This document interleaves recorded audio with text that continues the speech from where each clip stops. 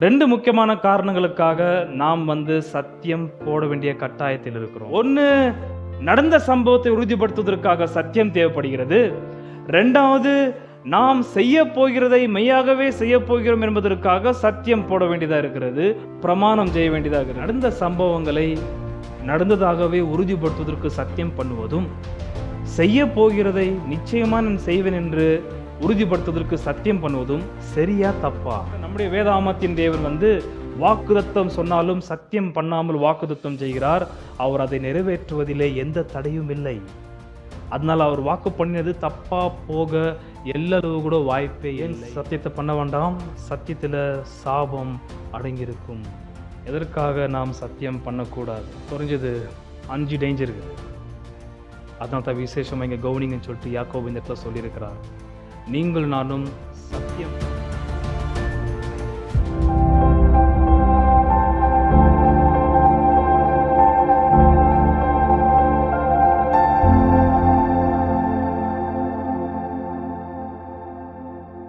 யாக்கோபு இதற்கு முன்னாடி நம்முடைய பாவங்களுக்கு நாம் அடைய போகிற தண்டனை குறித்து பேசியிருக்கிறார்.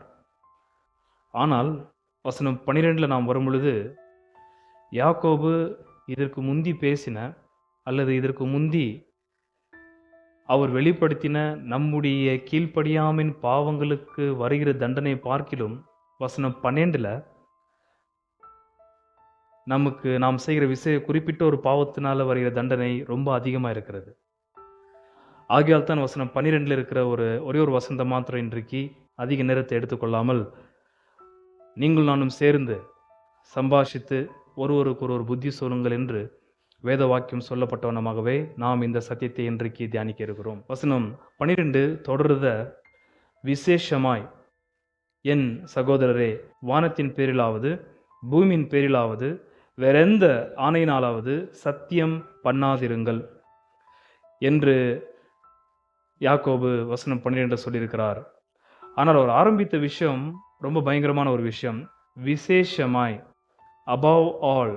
நான் இதற்கு முன்னாடி சொன்ன எல்லா விஷயங்களிலும் பார்க்கிலும் இப்போ நான் சொல்ற விஷயத்தை கொஞ்சம் அதிகமாய் கவனிங்கள் என்று இந்த இடத்துல யாக்கோபு வசனம் 12 இருக்கிற நாம் செய்கிற பாவத்தை குறிப்பிட்டு பேசுகிறார்.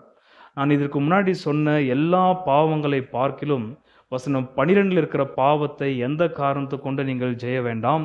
இதற்கு முன்னாடி நான் சொன்ன பாவத்திற்கு வருகிற தண்டனை நியாய தீர்ப்பை பார்க்கிலும் வசனம் 12 இருக்கிற கீழ்ப்படியாமின் பாவம் அதிக ஆக்கினையை கொண்டு வருகிறதாக இந்த இடத்துல யாக்கோபு சொல்கிறார். ஆகியால் தான் விசேஷமாய், above all, நான் இதற்கு முன்னாடி சொன்ன எல்லா விஷயத்தை பார்க்கிலும் வசனம் 12 நான் சொல்ற விஷயத்தை கொஞ்சம் ஆழமாக கவனிங்கள் என்று இந்த இடத்துல யாக்கோபு சொல்லுகிறார். ஆகையால் என்ன சொல்ல வருகிறார்? வசனம் 12 யாக்கோபு, விசேஷமாய் என் சகோதரரை, வானத்தின் பேரிலாவது பூமியின் பேரிலாவது வேறெந்த ஆணையினாலாவது சத்தியம் பண்ணாதிருங்கள். இங்கேருந்து தான் நான் உங்களோட கூட சம்பாஷிக்க, நீங்கள் என்னோட கூட பேச நான் விரும்புகிறேன். எவ்வளோ பேர் சத்தியம் பண்ணுகிறீர்கள்?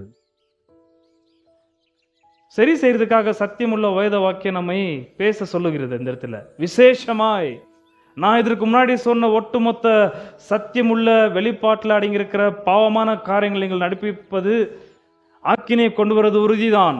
ஆனால் வசனம் 12 நீங்கள் நானும் செய்கிற பாவமான ஒரு காரியத்திற்கு அதிக ஆக்கினை கொண்டு வருகிறது. ஆகையால் தான் above all, விசேஷமாய். எதற்காக சத்தியம் பண்றோம்? எவ்வளவு பேர் சத்தியம் பண்றோம் போது எல்லாரும் பண்றோம். எதற்காக சத்தியம் செய்கிறீர்கள்? இதற்கு முன்னாடி சில பாவங்களை பத்தி பேசினார் யாக்கோபு. அது பார்த்து ரொம்ப டேஞ்சர்ன்றாரு. Do not swear. அந்த டு நாட்ன்ற வார்த்தை இதுக்கு முன்னாடி 2-3 இடத்துல வந்தது. முதலாவது எங்க வந்துச்சு? 2ஆம் வசனம் 1. என் சகோதரரே, மகிமையுள்ள நம்முடைய கர்த்தராகிய இயேசு கிறிஸ்துவின் மேலுள்ள விசுவாசத்தை பட்சபாதத்தோட பற்றி கொள்ளாதிருப்பீர்களாக. அங்கதான் முதல் டு நாட்ன்ற வார்த்தை வந்துச்சு. 2வது 4ஆம் அதிகாரம் வசனம் 11, 4:11, சகோதரரே, ஒருவருக்கொருவர் விரோதமாய் பேசாதிருங்கள். சகோதரனுக்கு விரோதமாய் பேசி தன் சகோதரனை குற்றப்படுத்துகிறவன் நியாயப்பிரமாணத்திற்கு விரோதமாய் பேசி நியாயப்பிரமாணத்தை குற்றப்படுத்துகிறான். அங்க 2வது முறை டு நாட் என்பதன வார்த்தை வந்தது. 3வது 5ஆம் அதிகார வசனம் 9, சகோதரரே நீங்கள் நியாயத்தீர்க்கப்படாதபடிக்கு ஒருவருக்கொருவர் விரோதமாய் முறையிடாதிருங்கள் என்று 3வது முறை அந்த இடத்துல டு நாட் என்பதன வார்த்தை வந்தது. அதுக்கப்புறம் 4வது வருகிற டு நாட் என்பதன வார்த்தை எங்க? வசனம் 12ல விசேஷமா என் சகோதரரே வானத்தின் பேரிலாவது பூமியின் பேரிலாவது வேறு எந்த ஆணையினாலாவது சத்தியம் பண்ணாதிருங்கள் என்று 3வது டு நாட் என்பதன வார்த்தை இந்த இடத்துல வருகிறது. ஸோ உங்களுக்கு நான் கேட்டேன், சத்தியம் எதற்காக செய்கிறோம் என்பதனை கேள்விக்கு நீங்கள் சொன்ன வார்த்தை, நாம் சொல்கிற விஷயத்தை நம்புவதற்காக நாம் சத்தியம் செய்கிறோம். ரைட்? எனக்கு பொதுவாக மனுஷன் நம்மளை நம்புறது கிடையாது, எனக்கு நாமளும் அவங்கள நம்புறது கிடையாது. ஏன்னா அவன் ஒரு திருடனாக்கா நாம் ஒரு திருடன், அவன் ஒரு பொய்க்காரனாக்கா நாம் ஒரு பொய்க்காரன், அவன் ஒரு வஞ்சிக்கிறவனாக்கா நாம் அதோட வஞ்சிக்கிறவங்களா இருக்கிறதுனால நம்மளை பற்றி ஒருத்தருக்கு ஒருத்தர் நல்லா தெரியும். இவன் ஒரு கபடம் உள்ளவன், இவன் ஒரு பொய்க்காரன் இவன். அதே மாதிரி தான் நாமளும் அவனை பார்த்து சொல்கிற வார்த்தை, இவன் பக்கா பொய்க்காரன் இவன் என்று சொல்லி நாம் சொல்கிற வார்த்தையை அவன் மனசில் ஏற்றுக்கிறதுக்கு நாம் செய்வது என்ன? சத்தியம். யார் மேலே சத்தியம் பண்ணுறோம்? யார் மேலே சத்தியம் சொல்லும் பொழுது அம்மா மேலே போட்டுடுறோம், அப்பா மேலே போட்டுடுறோம், 2 பேரும் செத்துட்டு இருந்தாக்கா கூட பொருந்துங்க மேலே போட்டுடுறோம், பிறகு கடவுள் மேலே போட்டுடுறோம், வேறு எது மேலே சத்தியம் போடுறோம்? நம்ம மேலே போடுறோம், அதை அவன் நம்ப மாட்டான். இப்படி சத்தியம் நாம் we swear by some names, நாம் மற்றவங்களுடைய பேரை வச்சு சத்தியம் செய்கிறோம், பிரமாணம் செய்கிறோம். 2 முக்கியமான காரணத்திற்காக சத்தியம் நமக்கு அவசியமாய் ஏற்படுகிறது. இங்கே நல்லா கவனிக்கணும். 2 முக்கியமான காரணங்களுக்காக நாம் சத்தியம் போட வேண்டிய கட்டாயத்தில் இருக்கிறோம். முதலாவது காரணம், to know the real fact what happened in the past. கடந்த காலத்தில் நடந்த விஷயத்தை நடந்ததாக சொல்லுவதற்கு நாம் சத்தியம் போட வேண்டியதாக இருக்கிறது. நம்ம கோர்ட்டுக்கு யாரோ பொய்ந்தி கிடையாது, பட் கோர்ட்டில் நடக்கிற அந்த பிரமாணத்தை நம்ம பார்க்குறோம், சொல்வதெல்லாம் உண்மை என்பதற்காக. 2 காரணத்திற்காக நாம் சத்தியம் போட வேண்டியதாக இருக்குது. முதலாவது, நடந்த சம்பவத்தை நாம் நடந்ததாகவே சொல்வதற்கு. எவ்வளோ பேர் அப்படி சத்தியமாக சொல்லியிருக்கிறீங்க நடந்ததை நடந்ததாகவே? பாஸ்ட் ஈவெண்ட், நடந்த சம்பவங்களை நடந்ததாக, ஏன்னா நடந்த சம்பவத்தை மறுபடியும் பிக்சர் பண்ணி காட்டுறதுக்கு வழி இல்லை. எங்கே ஏதோ யதார்த்தமாக நடந்த ஒரு விஷயத்தை, சொன்ன ஒரு விஷயத்தை உறுதிப்படுத்துவதற்காக எந்த ஒரு ஆதாரம் இல்லாத பட்சத்தில் நாம் என்ன பண்ண வேண்டியதாகுது? நடந்தது மெய்யாகவே நடந்தது என்பதற்காக சத்தியத்தை அஸ்திபாரமாக வைத்து நாம் சொல்ல வேண்டியதாக இருக்கிறது. இது முதலாவது காரணம், past event. To establish past event we swear. நடந்த கடந்த காலத்தின் சம்பவத்தை உறுதிப்படுத்துவதற்காக சத்தியம் போட வேண்டியதாக இருக்கிறது. இது முதலாவது காரணம். 2வது காரணம், to fulfill the oath in upcoming days. வருங்காலங்களிலே நாம் செய்கிறோம் என்று வாக்கு பண்ணுகிறதை உறுதிப்படுத்துவதற்காகவும் சத்தியம் செய்கிறோம். ஒன்று, நடந்த சம்பவத்தை உறுதிப்படுத்துவதற்காக சத்தியம் தேவைப்படுகிறது. 2வது, நாம் செய்ய போகிறதை மெய்யாகவே செய்ய போகிறோம் என்பதற்காக சத்தியம் போட வேண்டியதாக இருக்கிறது, பிரமாணம் செய்ய வேண்டியதாக இருக்கிறது. புரிஞ்சுதுங்களா? எவ்வளோ பேர் வருங்காலத்து குறித்து நான் இது செய்வேன் என்று சொல்லி அதை உறுதிப்படுத்துவதற்காக சத்தியம் செய்கிறீர்கள்? To confirm your promise you swear.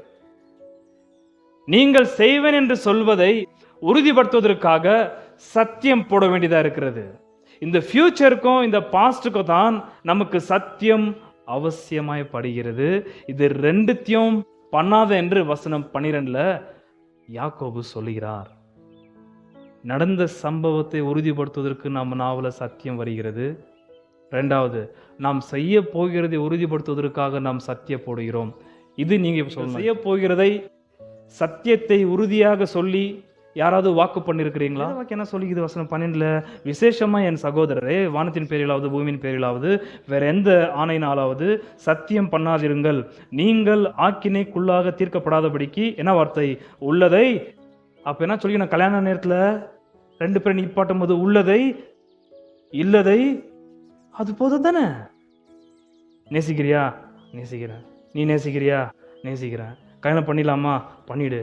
முடிஞ்சு போச்சு. நீங்கள் உங்கள் திருமண வாழ்வை எதை கர்த்தர் ரொம்ப அதிக ஆக்கினைக்குள்ளாக தீர்க்காதபடிக்கு எது அதிக தண்டனை உள்ளதோ அதை வச்சுதான் தொடங்கி இருக்கிறீர்கள். இது எந்த ஊழியக்காரமும் யோசிக்கிறது கிடையாது. நடந்த சம்பவங்களை நடந்ததாகவே உறுதிப்படுத்துவதற்கு சத்தியம் பண்ணுவதும், செய்ய போகிறதை நிச்சயமா நான் செய்வேன் என்று உறுதிப்படுத்துவதற்கு சத்தியம் பண்ணுவதும் சரியா தப்பா? நடந்ததை நடந்த வண்ணமாகவே சொல்வதற்கு சத்தியம் போட்டதான் அவர் நம்புவார்னாக்கா சத்தியம் போடுவது தப்பா? அல்லது நான் செய்ய போகிறதை இது சொன்னாதான் நம்புவேன் என்று சொல்லி சொல்வது சரியா தப்பா? சத்தியத்தை போட்டு உறுதிப்படுத்துவது சரியா தப்பா? வேதாமத்தின்படி சத்தியம் என்னன்னு இப்ப நான் சொல்ல விரும்புகிறேன். அதுக்கு முன்னாடி உங்க மனசுக்குள்ள இருக்கிற சத்தியம் நம்ம காலகாலமா அப்படி பழகிட்டோம். அது சினிமால சத்தியம், எந்த சைடு திரும்பினாலும் சத்தியம், கல்லூரியில சத்தியம், பள்ளிக்கூடத்துல சத்தியம், கூட பசங்க கூட ஆடும்போது சத்தியம். அந்த சத்தியன்ற வார்த்தை வந்து நம்ம பிறவுல இருந்து அப்படி நல்லா பழகிட்டோம். அது அஸ்திபாரமா பழகிறதுனால அது எடுக்கிறது ரொம்ப கஷ்டம். வேதாமத்தின்படி சத்தியம் என்றால் என்ன தெரியுமா? நம்ம அம்மா மேல சத்தியம் போடுறோம், அப்பா மேல சத்தியம் போடுறோம், கூட பிறந்தவங்க மேல சத்தியம் போடுறோம், கடவுள் மேல சத்தியம் போடுறோம். இப்போ நீங்க சொன்னது போலவே இவங்க மேல நம்ம சத்தியம் போடுறது வந்து இன்கேஸ் நான் சொல்லிந்து நடந்த சம்பவம் பொய்யானாலும் சரி, அல்லது நான் செய்ய போறேன் என்று வாக்குமூலம் கொடுக்கறது செய்யாமல் போனாலும் சரி, என் ஸ்தானத்துல இவங்க வந்து செய்வாங்கன்ற அர்த்தத்துல நம்ம சத்தியம் போடுறோமா? நான் சொல்றது புரியுதா உங்களுக்கு? சத்தியம் போடுறோம் தெரியுமா?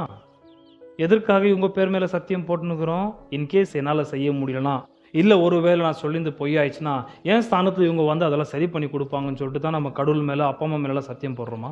இப்போ உதாரணத்துக்கு நான் உன்னை கடைசி வச்சு கண்டிப்பா வச்சு காப்பாத்துறேன்னு சொல்லிட்டு ஒரு சத்தியம் போட்டு உங்களுக்கு வாக்குமூலம் கொடுத்தாரு, வாக்குத்தத்தம் கொடுத்தாரு இல்லையா? சரி, யார் மேல சத்தியம் போட்டிருப்பாரு? உங்ககிட்ட. எதற்காக உங்க பேர் மேலேயோ இல்ல அப்பா அம்மா பேர் மேலே இல்ல கடவுள் மேலேயோ சத்தியத்தை போட்டு நம்ம வந்து வாக்குமூலம் அல்லது வாக்குத்தத்தத்தை செய்கிறோம்? இன்கேஸ் என்னால செய்ய முடியலனாக்கா அவங்க வந்து செய்வாங்கன்ற அர்த்தத்தினாலயா? யார் மேல சத்தியம் போடுறோமோ அவங்க சாபத்திற்குள் போவார்கள். நான் சொல்வது பொய்யா இருந்தால், நான் செய்வேன் என்று சொல்லி செய்யாமல் போனதே ஆனால், நான் யார் பேரை வைத்து சத்தியம் போட்டனோ அவர்கள் சபிக்கப்படுவார்கள். அந்த ஒரு நோக்கத்தினால்தான் நீங்க சத்தியம் போட்டு வந்தீங்களா? சகோதரர்களே, நாம் முக்கியமாக புரிந்து கொள்ள வேண்டிய முதலாவது சத்தியம், வேதாகமத்துல பழைய ஏற்பாட்டில் புதிய ஏற்பாட்டில் அநேக சத்தியங்களை போட்டிருக்கிறாங்க. அது இப்போ நான் ஒரு உதாரணத்துக்கு ஒரு சம்பவத்தை நான் வாசிப்பேன். ஆனால் அதற்கு முன்னாடி ஒரே ஒருத்தர் தான் சொன்னதை செய்ய முடியும். ஒரே ஒருத்தர் தான் சத்தியம் போடுறதுக்கு தகுதி இருக்கிறது. வேதாகமத்தின் தேவன் ஆபிரகாம் 22ஆம் அதிகாரத்தில் நான் உன்னை ஆசீர்வதிக்கவே, எம்பாட்டிக்கலி நான் உன்னை ஆசீர்வதிப்பேன் என்று கர்த்தர் அங்க சொல்வதற்கு காரணம், ஆபிரகாமே எனக்கு பெரியவர் யாருமே இல்லாத பட்சத்தில் என்னால் சத்தியம் போட முடியவில்லை, ஆகையால் தான் உன்னை ஆசீர்வதிப்பேன் என்று நான் உன்னை உறுதியாக சொல்லிக் கொண்டிருக்கிறேன் என்று 6ஆம் அதிகாரம் எபிரேய ஆசாரியர் 22ஆம் அதிகாரத்தில் கர்த்தர் யார் மேலாவது சத்தியம் போடலான்னு பார்க்கும்போது இவருக்கு மிஞ்சினவங்க யாருமே கிடையாது சத்தியம் போடுறதுக்கு. ஆகையால் அவர் தன் மீதே சத்தியம் போட்டு அவனுக்கு வாக்குத்தத்தம் செய்ததாகவும் அந்த வாக்குத்தத்தத்தை கர்த்தர் நிறைவேற்றினதாகவும் 6ஆம் அதிகாரம் எபிரேய நிருபத்திலே வேத வாக்கியம் ரொம்ப தெளிவாய் சொல்லப்பட்டிருக்கிறது. அப்போ நீங்களும் நானும் வாக்குத்தத்தம் செய்தால், அந்த வாக்குத்தத்தத்தை உறுதிப்படுத்துவதற்கு சத்தியம் போட்டால், மெய்யாகவே அந்த வாக்குத்தத்தத்தை உங்களால் நிறைவேற்ற முடியுமா முடியாதுன்று நான் கீழே சொல்ல விரும்புகிறேன். ஆனால் வேதாகமத்தின் தேவனுடைய பழக்கமே வந்து அப்பப்போ நூற்றுக்கணக்கான வாக்குத்தத்தங்களை தருவது. ஆனால் ஒரு வாக்குத்தத்தங்களை தரும் பொழுது அவர் எங்கேயுமே சத்தியம் போட்டு வாக்குத்தத்தத்தை செய்யவில்லை. ஏன்னா சத்தியம் போடத்தக்கதாக அவருக்கு மிஞ்சினவங்க யாருமே இல்லை. புரிஞ்சுதுங்களா? நீங்க ஒன்று தெளிவாக புரிஞ்சுக்கணும், சத்தியம் போடுறதுக்கும் பிறகு அடமானம் வைக்கிறதுக்கும் வித்தியாசம் நீங்க தெரிஞ்சுக்கணும். அடமானம் வைக்கிறது வேற. நீங்க இப்ப ஒரு சேட்காரன்ட்ட எனக்கு ஒரு 25,000 ரூபாய் வேணும், சத்தியமா நான் உனக்கு கொடுத்துற வட்டி முதற்கொண்டு அடுத்த மாசம் சொன்னா அவன் சிரிச்சுட்டு அனுப்பிச்சு விட்டுருவான். அவனுக்கு உங்க சத்தியம் வந்து அங்க தேவைப்படாது. எங்க? சேட்காரங்கிட்ட போய் கேட்டு பாக்குறீங்களா? எந்த சேட்கார்ட்ட நான் போயிட்டு நீங்க எனக்கு ஒரு 1.5 லட்ச ரூபாய் தேவைப்படுது, எங்கள் அம்மா மேலே சத்தியமா உனக்கு யார் மேலே சத்தியம் பண்ண சொல்லி நான் அவங்க மேலே சத்தியம் பண்ணி நான் உனக்கு உறுதிமொழி தரேன், எனக்கு ஒரு 1.5 லட்ச ரூபாய் தேவை, அடுத்த மாதத்துக்குள்ளே நீ கேட்குற வட்டியோடு நான் திருப்பி கொடுக்குறேன் என்று நீங்கள் சத்தியத்தை மாத்திரம் ஆதாரமாக சொன்னீங்கன்னாக்கா சேட்கார் வந்து சிரித்து அமுச்சு விட்ருவார். உன் மண்டை சரியில்லை, கொஞ்சம் மண்டை சரி பண்ணிடுவா அப்படின்ட்டு. Pawning is different from swearing. Pawning வேற, அடமானம் வைக்கிறது வேற. அடமானம் வைக்கிறது வந்து பிரசன்ட் எப்பவுமே. ஆனா swearing, taking oath, making was, either it may go past or the future. சத்தியம் பண்ணுவது, பிரமாணம் பண்ணுவது என்பது ஒன்று கடந்த காலத்தின் சம்பவத்தை குறித்ததற்கு அடையாளமாக அது சொல்லப்படும், அல்லது வருங்காலத்தில் நீங்கள் செய்ய போவதற்கு அடையாளமாக நீங்கள் அதை சொல்லலாமே தவிர நடைமுறை அப்பத்துக்கு இருக்கிற நிகழ்காரியங்களுக்கு நீங்க அதை சொல்ல முடியாது. நிகழ்காரியங்களுக்கு நீங்க சொல்லணும்க்கா you need pledge, agreement paper, contract. அது பிரசன்ட்க்கு யூஸ் ஆகும். பிரசன்ட்ல எப்பவுமே சத்தியம் உங்களுக்கு நீங்க கொடுத்தாலும் யாரும் அங்கீகரிக்க மாட்டாங்க. அதான் ஓன்றவங்களா வீடு கொடுக்கும்போது 11 மந்த் கரெக்டாக அக்ரிமெண்ட் போட்டுடுறாங்க. கரெக்டாக மாதம் இந்த மாதத்துக்கு நீ 5ஆம் தேதி கொடுத்துருந்தோம் அப்படின்னு சொன்னா நான் சத்தியமாக ஒன்று கொடுனாங்க அவர் ஒத்துக்கவே மாட்டார். அவர் பிரசன்ட் விஷயத்துக்கு வந்து சத்தியம் உதவாது. சத்தியம் அல்ல தேவைப்படுகிறது, ஏதாவது அடமானம் வைக்க வேண்டும். உங்களுக்கு பணம் தேவை என்றால் ஏதாவது பொருளை நீங்கள் வைச்சால்தான் அதை வச்சு அவங்க பணத்தை தராங்க. உங்களுடைய சத்தியமுள்ள வார்த்தையை வச்சு யாருமே உங்களுக்கு பணத்தை கொடுக்க வாய்ப்பில்லை. புரிஞ்சுதுங்களா? அதனால வந்து அடமானம் வச்சு வாங்குறதுக்கும் சத்தியம் பண்ணி உறுதிப்படுத்துறதும் நீங்கள் கன்ஃபியூஸ் பண்ணிக்க கூடாது. சத்தியம் உள்ள தேவன் மாத்திரம்தான் வாக்குத்தத்தம் செய்கிறவர் என்பது நான் உங்களுக்கு சொன்னேன் இல்லையா? யாக்கோபு 1ஆம் அதிகாரம் வசனம் 12 இங்கே கொஞ்சம் எடுத்துக்கொள்ளுங்க. இவரால் மாத்திரதான் வாக்குத்தத்தம் செய்ய முடியும், செஞ்ச வாக்குத்தத்தை நிறைவேற்ற முடியும். இவர் செஞ்ச வாக்குத்தத்தை நிறைவேற்றுவதற்கு இவர்கிட்ட எந்த தடையும் இல்லை. கொஞ்சம் அருமையான வசனங்களை உங்களுக்கு வாசித்து காண்பிக்க விரும்புகிறேன். முதல் யாக்கோபு 1:12 1:12 சோதனையை சகிக்கிற மனுஷன் பாக்கியவான், அவன் உத்தமன் என்று விளங்கின பின்பு, அடுத்த வார்த்தை என்ன? கர்த்தர் தம்மிடத்தில் அன்பு கூறுகிறவர்களுக்கு என்ன செய்தார்? வாக்குத்தத்தம் பண்ணின ஜீவ கிரீடத்தை பெறுவான். உன்னை ஜீவ கிரீடத்தை பெறல, ஆனா கர்த்தர் வாக்கு பண்ணுகிறார் தருவன் என்று. அதனால அவர் சத்தியம் போட வேண்டிய கட்டாயம் இல்லை. ஏன்னா அவர் சத்தியம் போடுற அளவுக்கு அவருக்கு மிஞ்சினவங்க யாருமே கிடையாதாங்க.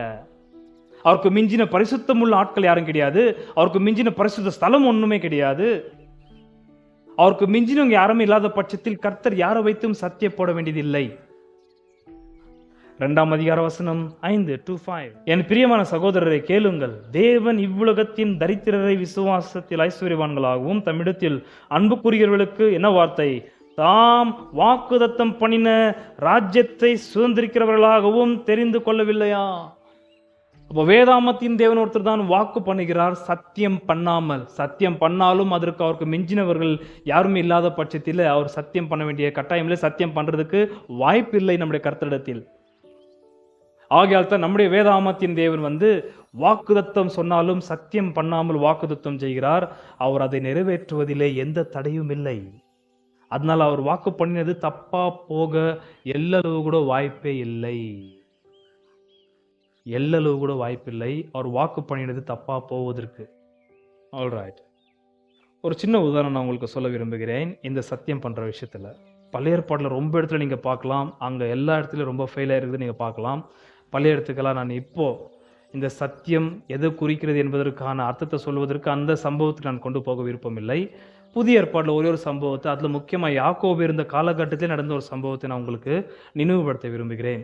அங்கே சத்தியம், வேதாமத்தின் சத்தியம் எதை குறிக்கிறது என்று அதை தெரிஞ்சுக்கினீங்கனாக்கா எந்த காரணத்தை கொண்டு உங்கள் வாயில் சத்தியம் வராது. யாருன்னா உங்கள்கிட்ட சத்தியம் போட்டாலும் நிச்சயமாக அதை நீங்கள் அவாய்ட் பண்ணுவீங்க. ரைட்? மத்திய இருந்த சுவிசேஷம் 26ஆம் அதிகாரம், மேத்யூஸ் காஸ்பல் 26:69 26:69 on. அத்தருணத்தில் பேதுரு வெளியே வந்து அரமனை முற்றத்தில் உட்கார்ந்திருந்தான். அப்பொழுது வேலைக்காரி ஒருத்தி அவனிடத்தில் வந்து, நீயும் கலிலேயனாகிய இயேசுவோடே கூட இருந்தாய் என்றாள். அதற்கு அவன், நீ சொல்லுகிறது எனக்கு தெரியாது என்று எல்லாருக்கும் முன்பாக மறுதளித்தான். 71 அவன் வாசல் மண்டபத்திற்கு போன பொழுது வேறொருத்தி அவனை கண்டு, இவனும் நசரேயனாகிய இயேசுவோடே கூட இருந்தான் என்று அங்கே இருந்தவர்களுக்கு சொன்னாள். அவனோ, அந்த மனுஷனை நான் அறியேன் என்று என்ன வார்த்தை? ஆணையிட்டு. அது கொஞ்சம் நீங்கள் மார்க் பண்ணிக்கணும். முதல் ஆணை ஓத், நாட் ஸ்வேர். ஸ்வேருக்கு ஓத்துக்கு 2 டிஃப்ரெண்ட் வார்த்தை இருக்கிறது. அங்கே சொல்லப்படுகிற ஓத் என்ற வார்த்தைக்கு வந்து ஹார்காஸ் என்பதான வார்த்தை. ஓகே, ஆணையிட்டு மறுபடியும் மறுதலித்தான். 73. சற்று நேரத்துக்கு பின்பு அங்கே நின்றவர்கள் பேதுருவினிடத்தில் வந்து, மெய்யாகவே நீயும் அவர்களில் ஒருவன், உன் பேச்சு உன்னை வெளிப்படுத்துகிறது என்றார்கள். 74. அப்பொழுது அவன், அந்த மனுஷனை அறியேன் என்று சொல்லி சபிக்கவும் சத்தியம் பண்ணுங்க. சத்தியன்ற வார்த்தை வருது. 72 வந்தது ஆணை, 74 வர்றது சத்தியம். இந்த ரெண்டு வார்த்தை எங்க வரும்? யாக்கோபு 5:12 வருகிற ஒரு வார்த்தை தான். அப்பொழுது அவன் அந்த மனுஷனை அறியேன் என்று சொல்லி சபிக்கவும் சத்தியம் பண்ணவும் தொடங்கினான். உடனே சேவல் கூவிற்று. சத்தியம் சபிக்கவும் சத்தியம் பண்ணவும். யாரை சபிக்க இவன் வாயத்திலிருந்து சத்தியம் பண்ணினான்? இயேசுநாதரை சபிப்பதற்காக இவன் தொடங்கி சத்தியம் பண்ணினான். போய் இயேசுநாதர் மாட்டலங்க, இவன் மாட்டிருக்கிறான். இவன் சபிச்சது யார? இயேசுநாதரே அல்ல, வேற யார? பேதுரு இயேசுநாதரை சபிக்கவில்லை. பேதுரு வேற யார சபித்தான்? நீங்க தன்னை. Very good. அவன் தன்னை சபித்தான். என்ன சாபம்? நீ சொல்ற வண்ணமாகவே நான் இந்த நசரேயனாகிய இயேசுவை அறிந்ததே ஆனால் நான் சபிக்கப்பட்டவனாய் இருக்கட்டும். சத்தியம் பண்ணி சொல்லுகிறேன், அந்த சத்தியம் சாபத்தை கொண்டு வருகிறது வேதாகமத்தின்படி.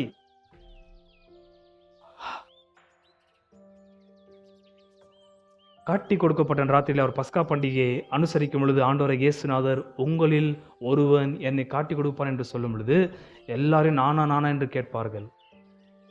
அப்பொழுது யூதாஸ் இஸ்காரியோத்து சொல்ற வார்த்தை என்ன?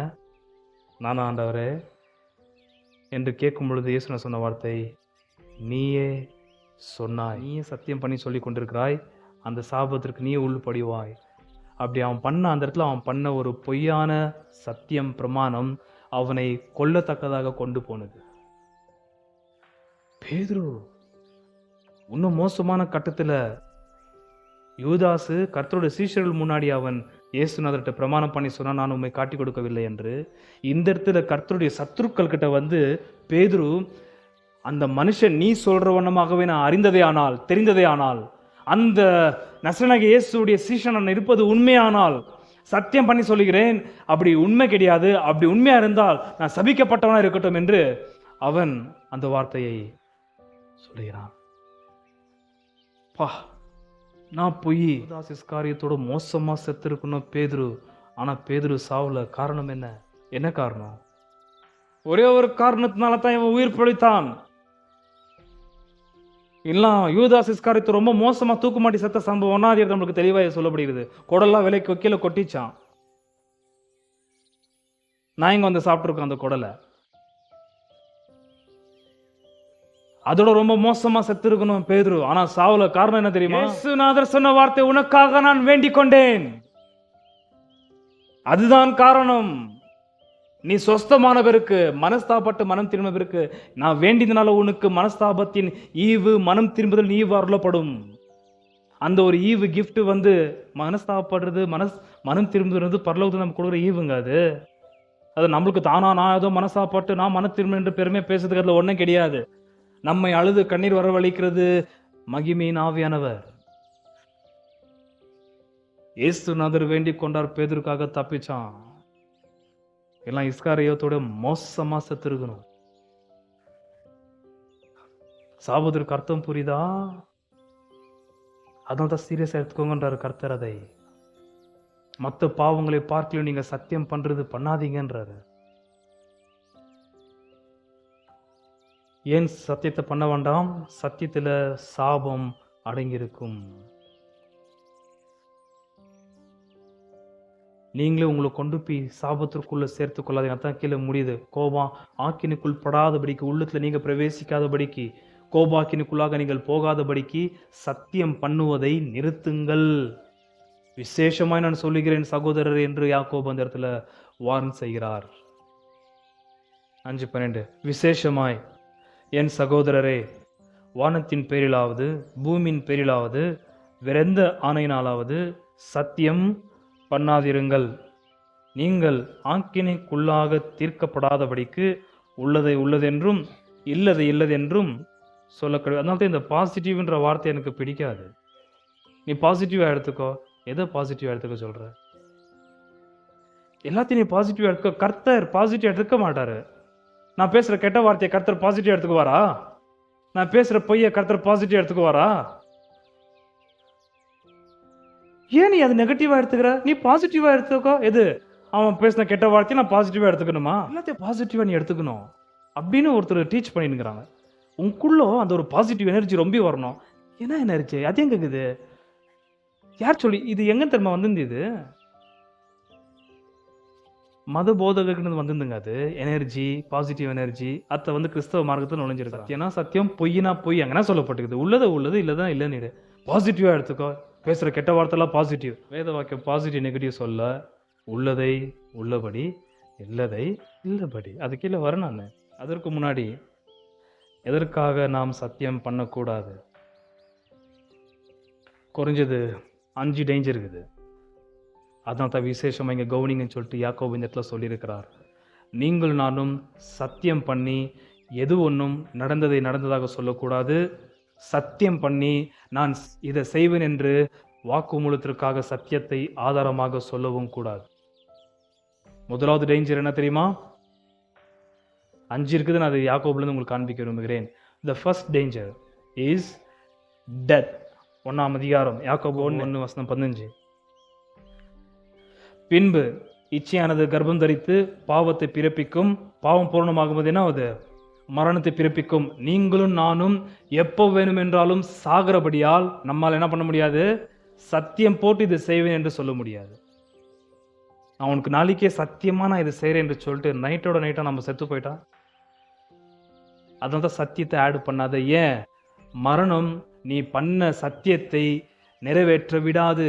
முதல் டேஞ்சர் இது. அதனால்தான் வந்து உலகத்தான் வந்து உன் சத்தியம் எனக்கு வேண்டாம், எதுனா பொருளா ஆஸ்தியா எதுனா இருக்குதா சொல்லு, அதை பிளட்ஜ் பண்ணி அதை பான் பண்ணி அதை அடமானம் வச்சு நீ வாங்கிக்கோ. அதை விட்டுட்டு உன் சத்தியெல்லாம் செல்லுபடியாவதுன்னு உலகத்தார் அதை ஏற்றுக்கிறதே கிடையாது. கரெக்டாக கான்ட்ராக்ட் பேஸ் பண்ணி அவங்க கரெக்டாக வச்சுப்பாங்க சேஃப்டி. இன்கேஸ் எதாவது மிஸ் ஆயிடுச்சுன்னா நீ செய்யலனாக்கா இதுக்கு பதிலாக இதை நான் ஈடாக எடுத்துக்குவேன் அப்படின்ற சொல்லி ரெடீம் பண்ண வேண்டும். ஸோ முதலாவது மரணம். அன்பானவர்கள் நன்றாக புரிந்து கொள்ளுங்கள். நீங்களும் நானும் எப்போ வேண்டும் என்றாலும் சாகிறபடியால் நீங்கள் நானும் செய்கிற சத்தியத்தை நிறைவேற்ற வாய்ப்பில்லை. என மரணம் சத்திய பண்ணினதை நிறைவேற்ற நம்மை விடாது. இது முதலாவது டேஞ்சர். 2வது ஆபத்து 2:19. தேவன் ஒருவர் உண்டென்று விசுவாசிக்கிறாய், அப்படி செய்கிறது நல்லதுதான். அடுத்த வார்த்தை என்ன? பிசாசுகளும் விசுவாசித்து நடுங்குகின்றன. அசுத்தாவிகளும் பிசாசுகளும் நம்மை சூழ்ந்து நம்மை தொந்தரவு செய்கிறபடியால் இதுக்கெல்லாம் நான் ஆதாரம் புதிய பழைய ஏற்பாட்டில் ஒரு வசந்த வாசியம் உங்களுக்கு புரிய வைக்கிறேன். இப்போ நான் யாக்கோபுலன்னு சொல்லி முடிச்சிடறேன்.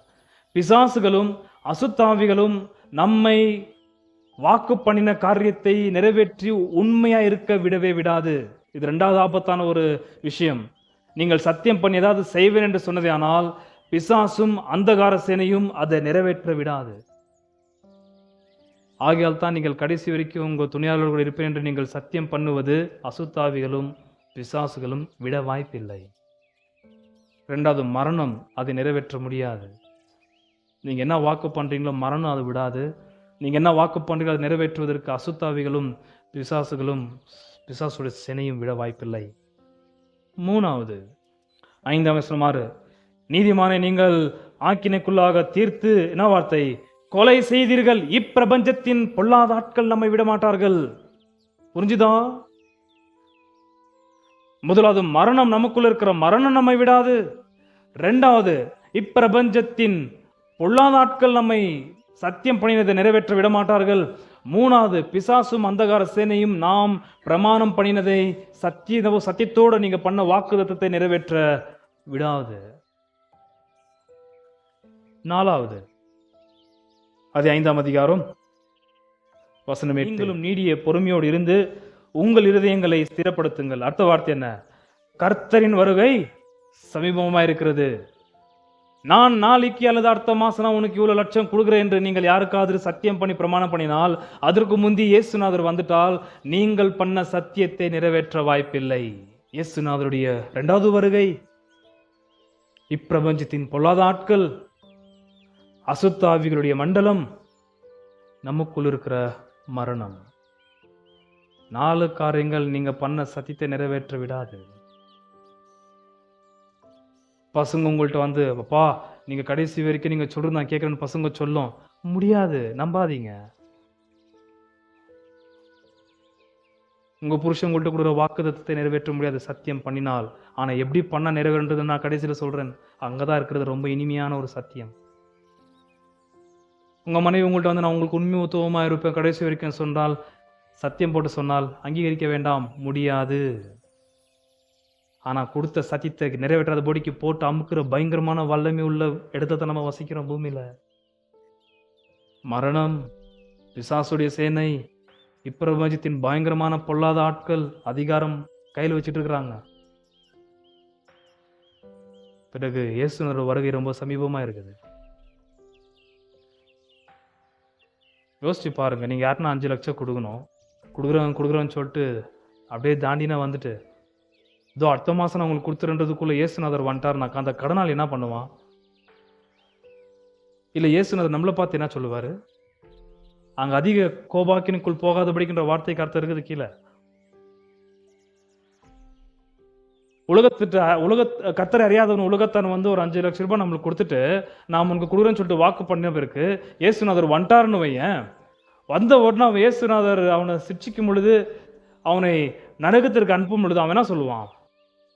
சரி ஆண்டவரே, நீ சொல்ற மாதிரி நான் போறேன், ஆனா அவன் பாரு உன் பையன் வந்து 5 லட்சம் ரூபாய் வாங்கியிருந்தா அது வாங்கி கொடுங்க, நான் வாங்கி போறேன்னு. அந்த காரணத்தை கொண்ட சத்தியத்தை மாத்திரம் உங்களுடைய பேச்சில் சேர்க்கவே கூடாது. சத்தியன்ற வார்த்தை இருக்கவே கூடாது. உங்களுடைய பொதுவான சம்பாஷணை, நீங்க யார்கிட்ட சம்பாஷித்தாலும், யார் நான் சத்தியம் பண்ணுன்னு சொன்னாலே நான் கடைசியில் சொல்லுவேன். ஏன்னா சில பேர் கேட்பாங்க சத்தியம் பண்ணு அப்படின்ட்டு. அப்போ நீங்க என்ன சொல்லணுன்றது, தயவுசெய்து சத்தியம் பண்ணாதீங்க. 5வது காரணம் ரொம்ப முக்கியமானது. 5:12 5ஆம் அதிகாரம் வசனம் 12.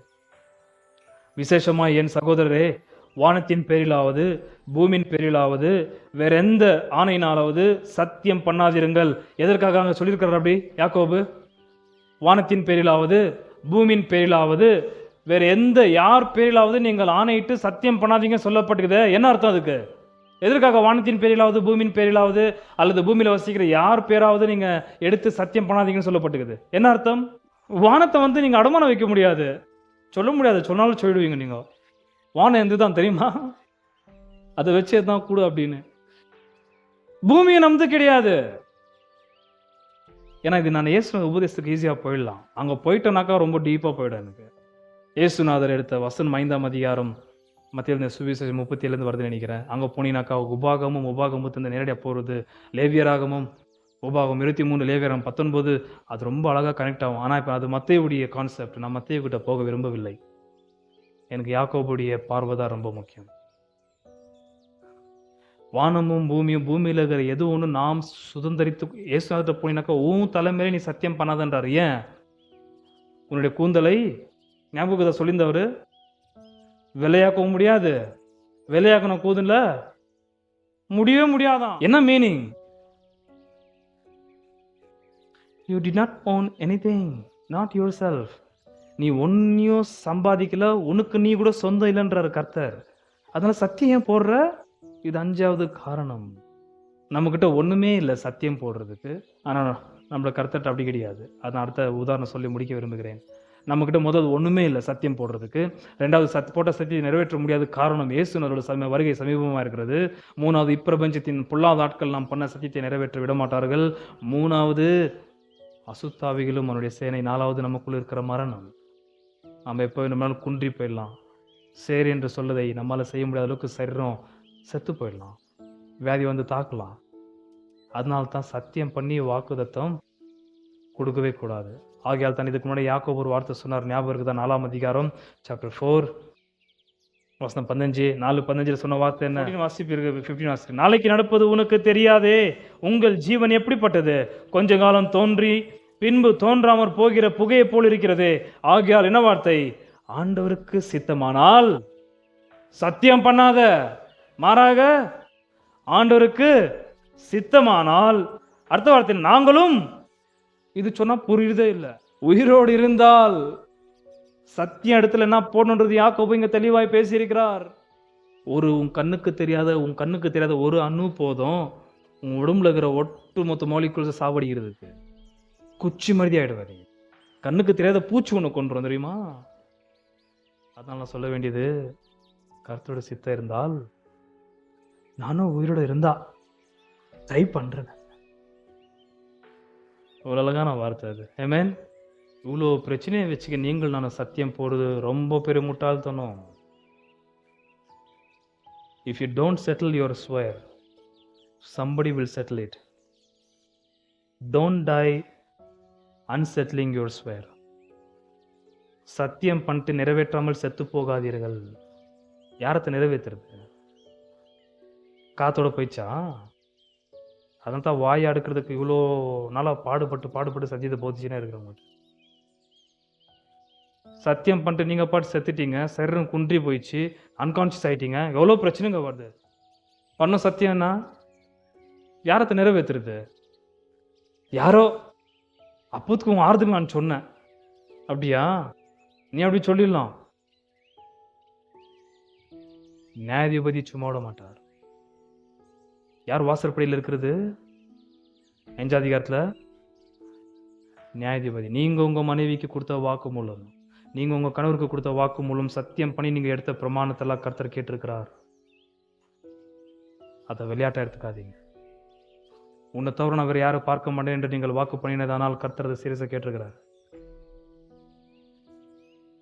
உன்னை தவிர நான் யார்கிட்டையும் உன்கிட்ட பேசுற மாதிரி பேசுறது கிடையாது. உன்கிட்ட பழகிறது போல நான் வேற யார்கிட்ட பழகிறது கிடையாது. உன்னை பார்க்கறது போல நான் வேற யாரை பார்க்கறது கிடையாது. So don't swear. You can't settle it. You can't keep it. You can't make it possible. You can't fulfill it because of 5 dangers. நஞ்சு பொல்லாத ஆபத்துகள் உங்களை சூழ்ந்திருக்கப்படியால் அதுக்குள்ள நாம் இருக்கிறபடியால் நாம் பண்ற சத்தியத்தை நம்மால நிறைவேற்ற முடியாது. இது நம்மளுக்கு இருக்குது. அதனால தான் நம்மளை சத்தியம் போட்டு வாக்குதத்தம் செய்யாதுன்றாரு. ஆனா இந்த பிரச்சனை யார்கிட்ட இல்ல? இந்த பிரச்சனை யார்கிட்ட இல்ல? சத்தமா? அவர்கிட்ட மரணம் இல்லை, அவர்கிட்ட பிசாசு தொந்தரவு இல்லை, அவர்கிட்ட பிரபஞ்சத்தின் நாட்கள் போய் நிற்கவும் முடியாது. அவர் தான் எல்லாமே சொந்தம். இப்போ பிரசங்கி எக்லீசியாஸ்டிஸ் 12:1 ஃபர்ஸ்ட் நம்ம வாலிப பசங்களுக்கு வயது சென்ற நம்முடைய பிரசங்கி சாலமோன் என்ன சொன்னது நான் வாசிக்கிறோம். ஓகே, நீ உன் வாலிப பிராயத்திலே என்ன வார்த்தை? உன் சிருஷ்டிகரை என்ன பண்ணோம்? ஆனா நீ யாரை நினைக்கிற? அதனால தயவு செய்து வாலிப காலத்துல நீ இருக்கிற அழகு, உன்னுடைய உடல்ல இருக்கிற கொஞ்சம் தெம்பு, கொஞ்சம் நல்லா ஓடியாருன்னு சொல்லிட்டு தயவு செய்து தப்பான ஒரு முடிவுக்கு வந்துடாத. வேற ஏதோ நீ நினைச்சுக்காத. பட் 5ஆம் அதிகாரத்தில் பேசுகிற வார்த்தையை நான் சற்று சொல்லி முடிக்கிறேன். இது வாலிப பசங்க பிடிச்சிக்கணும். அது ஒரு கடைசியில் சொல்லி முடிச்ச வார்த்தை அது. 5ஆம் அதிகாரம் பிரசங்கி 5:1 நீ தேவாலயத்துக்கு போகும்போது உன் நடையை காத்துக்கொள். தேவாலயம் யார்? இவர் கட்டிந்து பிரம்மாண்டமா கட்டியிருக்கிறாரு. அதுல நடுகிறதே பெரிய கொடுத்து வச்சிருக்கணும். எது? அந்த ஆலயத்துக்குள்ள போகும்போது அவர் பண்ணியிருக்கிற அற்புதவனமான அந்த ஒரு கட்டடத்துக்குள்ளாக திரளான ஜனங்கள். அங்க லேவியர்க்கே இருக்காது, அந்த அளவுக்கு ரொம்ப இருப்பாங்க உள்ளயும் பொறும்பு எல்லாத்துலயும். இன்னும் தேவாலயத்துக்குள்ள ஜனங்கள் போறதுன்றது ரொம்ப கஷ்டம். இன்னைக்கெல்லாம் இப்போ புண்ணியங்களுக்கு குறிப்பிட்ட ஆலயத்துக்கு போறாங்க பாருங்க ஜனங்க, கூட்ட திரளாய். அதோட பயங்கரமான கூட்டத்திரள் சாலமோன் கட்டின தேவாலயம். அவர் சொல்றாரு, இப்போ நீ தேவாலயத்துக்கு போகும்போது நடையை காத்துக்கொள். மூடர் பலியிடுவது போல பலியிடுவதை பார்க்கிலும் செவி கொடுக்க சேர்வதே நலம். தாங்கள் செய்கிறது தீமை என்று அறியாதிருக்கிறார்கள். தேவ சமூகத்தில் நீ துணிகரமாய் உன் வாயினால் என்ன பண்ணாத? தேவட சமூகத்தில் என்ன பண்ணக்கூடாது? வாய் திறந்து ஜாஸ்தி. எதை பத்தி பேசுறாரு தெரியுமா? கீழே வாசிக்கிறேன். பேசாமலும் மனம் பதறிய ஒரு வார்த்தையையும் சொல்லாமலும் இரு. ஏன்? தேவன் எங்க இருக்கிறாரு? தேவன் வானத்தில் இருக்கிறார். நீ எங்க இருக்கிற? பூமியில் இருக்கிறாய். ஆதலால் உன் வார்த்தைகள் சுருக்கமாய் உள்ளதை உள்ளதாகவும் இல்லதை ஷார்டஸ்ட் ஸ்டேட்மெண்ட் கொடுக்கணும். நீங்க தேவன் எங்க இருக்கிறாரு? வாசிங்களா? எங்க இருக்கிறார் தேவன்? பரலோகத்துல, வானத்துல இருக்கிறார். அங்க என்ன இல்ல? பிசாசுடைய ஆட்சி இல்லை, மரணம் இல்லை, பொல்லாத ஆட்கள் இல்லை. அதனால தேவன் அங்கிருந்து என்ன சொல்றாரு அதை அவர் செஞ்சிடுவாரு. கரெக்டா மிஸ் ஆகாது. நீ இங்க இருந்துக்குன்னு அவர் போலவே ப்ராமிஸ் பண்றது நிறுத்து நீ. ஏன்னா சார் ரொம்ப ஃபெயில் ஆயிட்டார் ப்ராமிஸ் பண்ணி பண்ணி பண்ணி. நான் கர்த்தருக்காக அது பண்றேன், நான் கர்த்தருக்காக இது பண்றேன். கர்த்தர் சொல்றாரு, நான் சொல்றது மாத்திரம் கேளு. 5:3 தொல்லையின் திரட்சியினால் சொப்பனம் பிறக்கிறது போல வார்த்தைகளின் திரட்சியினால் மூடனுடைய என்ன வார்த்தை சத்தம் பிறக்கும். புரிஞ்சுது அது என்னன்ட்டு? நீ அதிகமாக படபட படபட பேசுறதும் உனக்கு கனவு வந்துச்சு பாரு, அதுவும் ஒன்று தான். ரெண்டுமே என்ன எப்படி பேசுற? மூடனுடைய பேச்சும் அவனுக்கு வர சொப்பனமும் ஒன்று தான்றாரு. சொப்பனத்தை நீ எப்படி திருப்ப ரீகால் பண்ண முடியாம அதை நிறைவேற்ற முடியறது இல்லையோ, பார்த்தது திருப்ப எனக்கு உனக்கு எப்படி வராதோ, அதே போல உன்னுடைய பேச்சு, மூடனுடைய பேச்சு அப்படிதான். அவன் சொல்றது அவனால செய்ய முடியாது, அவன் சொல்றது அவனால் நிறைவேற்ற முடியாது. 4 ரொம்ப முக்கியமான வார்த்தை இதுதான். நீ தேவனுக்கு ஒரு பொருத்தனை பண்ணி கொண்டால் அதை செலுத்த என்ன பண்ணாத, தாமதிச்சனாவும். கர்த்தருக்கு நான் அது செய்யறேன், கர்த்தர் நான் இது செய்யறேன், ஆண்டவரே இன்னைக்கு சாயங்காலம் தூங்க நான் ஜெபிக்கிறேன், ஆண்டவர் தூங்குறது முன்னாடி உன்னோட வேதத்தை தியானிக்கிறேன் என்று பொருத்தனை பண்ணினால் தாமத பண்ணாத. ஏன்? அடுத்த நாள் நீ சாவ வாய்ப்பு இருக்கு. எனக்கு நீ எங்க இல்ல? வசனம் 3:2 வாசித்து நாகமே, வானத்துல இல்ல, நீ இருக்கிறது எங்க? அது ஞாபகம் வச்சுன்னு பேசுறோம். இது புரிஞ்சுக்கோங்க தயவு செய்து. நாம் இருக்கிறது பூமியில எப்போ வேணாலும் கண்ணு மூடுற தருவாயில இருக்கிறதுனால யாருக்குமே எந்த வாக்குமூலம் கொடுக்குறதும் வாக்குதத்தம் செய்யற மாத்திர வேலை வச்சுக்க கூடாதுப்பா. நான் இப்படியே இருக்கணும்ன்றது நீங்க சொல்றதுனால நிறைவேறாது. என் கர்த்தர் சித்தம் கொள்ள வேண்டும். அதாவது இந்த பொல்லாத செழிப்பின் சுவிசேஷ பேசுங்க, பொய்யெல்லாம் நம்பாதீங்க. நான் சொன்னா அப்படியே ஆகும், நீங்க சொல்லாதான் உங்களுக்கு அப்படியே ஆயிடும். அதெல்லாம் பொய் பித்தலாட்டம். அது வேத வாக்கியம் உள்ளது சொன்னாக்கா இவரு இல்லாத வேலை இருக்கிறது போல சொல்லி நிற்பறாராம் பிரசங்கத்துல சொல்ற வார்த்தைகள். அங்கதான் இல்லையே, இல்லாத ஏன் பேசுற மூடனேன்ற இங்க சொல்றாரு யாரு? சாலமோன். இருக்கிறத பேசுப்பா, உள்ளது பேசுனா வேதம் சொல்லியிருக்க. நான் இல்லாதது பேசி நான் கொண்டு வரேன். என்னது? சுகம், ஆரோக்கியம், செழிப்பு. எங்க இருக்குது? எல்லா இருக்குது, இல்லாத இடத்துல இருக்குது. என்ன ஏமாத்தினுங்கிறியா? இவருக்கு மாத்திரம் நம்மள்ட்ட இருந்து வேணும் செழிப்பு பண்ணலாம். உங்களுக்கு சொன்னாக்கா வேற எங்கே இருக்குது? அது நீ சொல்லினேரு, அது உன் கைக்கு வந்துடும். பேய்தான் வரும் கூப்பிட்டு இருந்தீங்கன்னா, செழிப்பெல்லாம் வராது. உன் கர்த்தருக்கு நீ ஏதாவது பொருத்தனை செய்தால் தாமதிக்காதே. அதை நாளைக்குன்னு போஸ்ட்போன் பண்ணாதே. ஏன் நாளைக்கு நீ? அதனால தான் நம்ம அதிபதியாக இயேசுநாதர் பண்ண பிரசங்க, இந்த மலை பிரசங்கத்துல நாளை குறித்து நீ இருந்தா தானப்பா கவலைப்படுறதுக்கு. எங்க நினைச்சு நீங்க இப்படி இருக்கிறீங்கன்றது, நீங்கள் நானும் அப்படியே இருக்கிறோம்னாக்கா அதுக்கு ஒரே ஒரு வழி, நம்முடைய கர்த்தர் விரும்ப வேண்டும். ஆகையால் தான் நீங்களும் நானும் பண்ற சத்தியத்துல யார் இல்லை? தேவன் இல்லை, இருக்க வாய்ப்பில்லை. அதனால எனக்கு சாலமோன் அடிபட்டு எலும்புனார் பாருங்க. சாலமோன் சொல்ற வார்த்தை ஒண்ணு புரிஞ்சுக்க, நான் சாலமோன் ஞானி. தங்கம் வெள்ளி அங்க அந்த புத்தகத்தை சொல்லுவாரு என்னெல்லாம் அவர் சாதிச்சாருன்றது, அச்சீவ்மெண்ட்ஸ் பயங்கரமா பண்ணியிருப்பாரு. கடைசியில் சொல்ற வார்த்தை வேன் வேன் வேனிட்டி வேனிட்டி, விருதா, மாயை மாயை தான். ஏன் இப்படி பேசுற? நான் செத்துன்னு இருக்கிறேன்றாரு அவரு. எல்லாத்தையும் பண்ணிட்டு நான் மூடனுக்கு விட்டு போயிட்டு இருக்கிறேன் என் பசங்களுக்கு. அதை ஆகையால் சத்தியன்ற வார்த்தை உங்க நாவல, உங்க வரலாறு, உங்க அகராதியிலே இருக்கக்கூடாது. சத்தியம் யார் மாத்திரம் பண்றது தகுதி இருக்கு? பரத்தில் இருக்கிற கர்த்தர் கொண்டிதான். பரத்தில் வந்த இயேசுநாதர் ஒண்டிதான் வெரிலி வெரிலி ட்ரூலி ட்ரூலி, மெய்யாகவே மெய்யாகவே என்று சத்தியம் போட்டு பேசினவர். வேற யாராலும் அப்படி பேச முடியாது.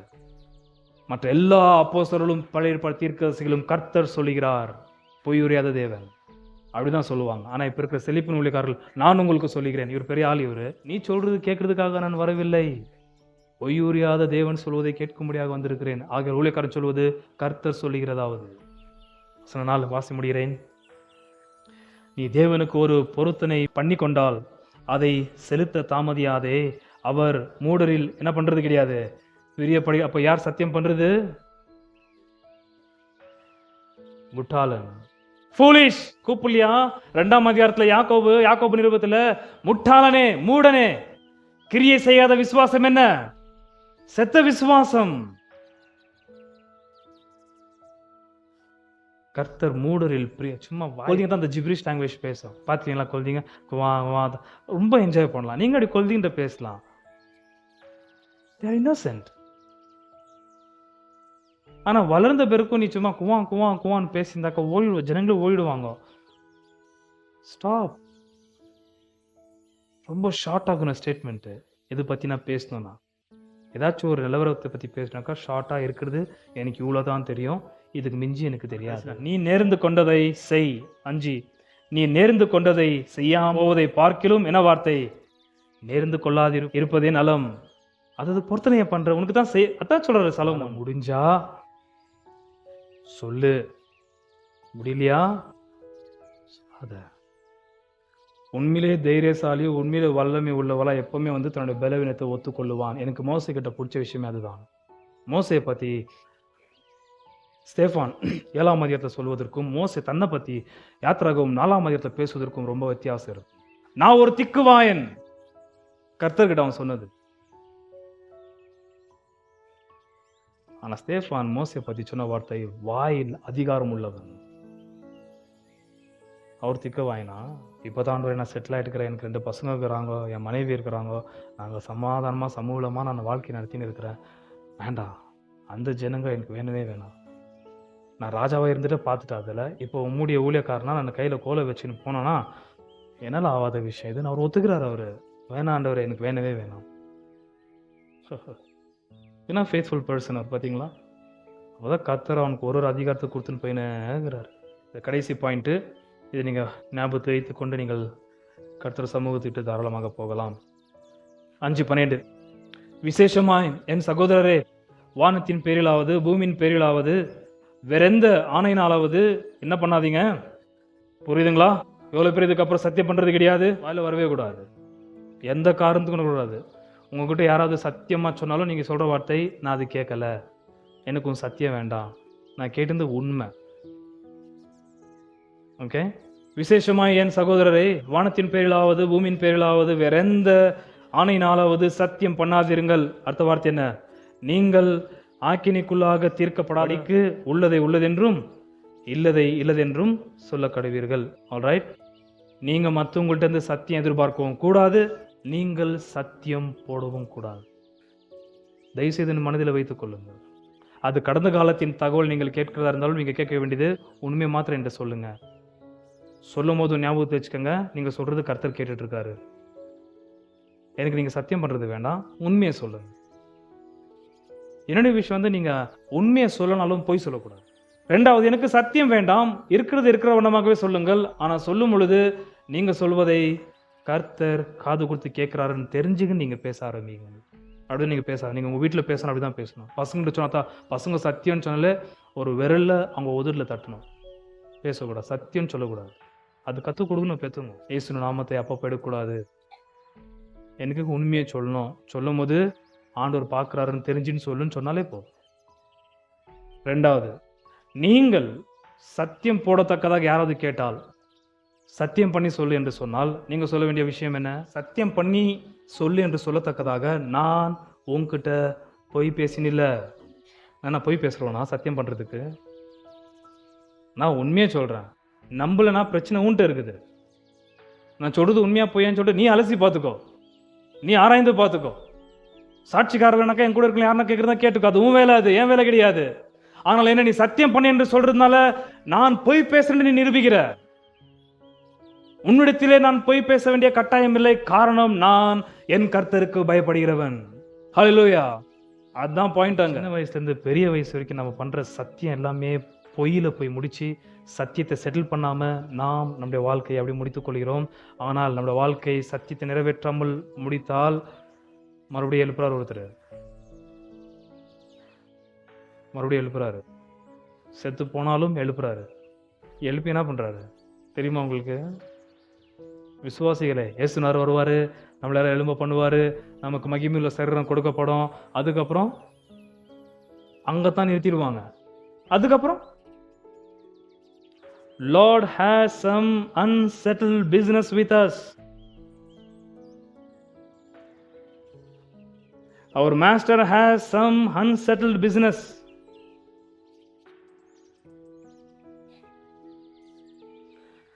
until he is done with us, he won't leave us. ஃபியூச்சரை பத்தி கேட்டால் உங்களுடைய பதில் என்ன? உங்களில் துன்பப்படுகிறவன் என்ன வார்த்தை? யாக்கோபு 5:13 என்ன வார்த்தை வருது? திருப்ப கண்டிப்பா கீழே, உங்களில் துன்பப்படுகிறவன் என்ன? நீங்க கொடுக்க வேண்டிய பதில் என்ன? நீங்களும் நானும் யாராவது நம்முடைய ஃபியூச்சரை பத்தி தான் வாக்குமூலம் கேட்டாக்க சொல்ற பதில் என்ன?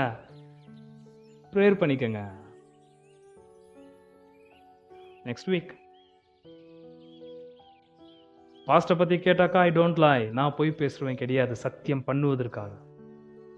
நீ என்கிட்ட இந்த சத்தியம் கேட்டு உறுதிப்படுத்தி கொள்ளத்தக்கதாக நான் ஒன்றும் போய் பேசல. ஃபியூச்சரை பத்தி உங்க யாராவது கேட்டால் எனக்கு தெரியாது, பட் ப்ரேயர் பண்ணி கர்த்தர் வாய்க்க பண்ணினால் வாய்க்க பண்ணட்டும். இல்லை உன்னையும் என்னையும் கர்த்தரோட சமூகத்தில் வைத்துக்கொள்ள விரும்பினால் வைத்துக்கொள்ளட்டும்.